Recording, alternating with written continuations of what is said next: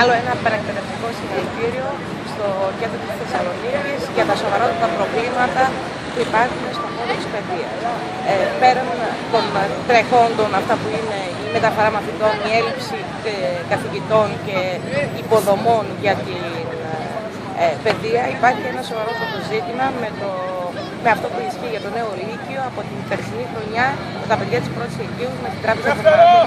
Αυτό σημαίνει ότι υπάρχει μια ταξικότητα στο κομμάτι της παιδείας, κάτι το οποίο είναι απαράδεκτο. Για μας είναι δεδομένο ότι τα παιδιά δεν μπορούν να μπαίνουν στο σακί των εξετάσεων από την πρώτη ηλικίου και οι γονείς να ματώνουν με τα φροντιστήρια, διότι η δημόσια και δωρεάν παιδεία είναι δικαίωμα όλων των παιδιών.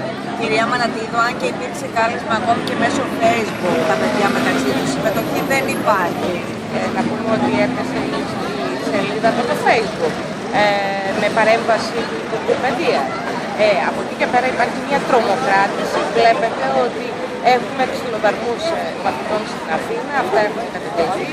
Έχουμε παιδιά τα οποία λένε ότι θα μπει ο εισαγγελέας στο σχολείο ή έχει μπει ο εισαγγελέας στο σχολείο λόγω των καταλήψεων, και αντιλαμβανόμαστε όλοι ότι αυτό είναι ένας ανασταλτικός παράδειγμα της κοινωνικοποίησης.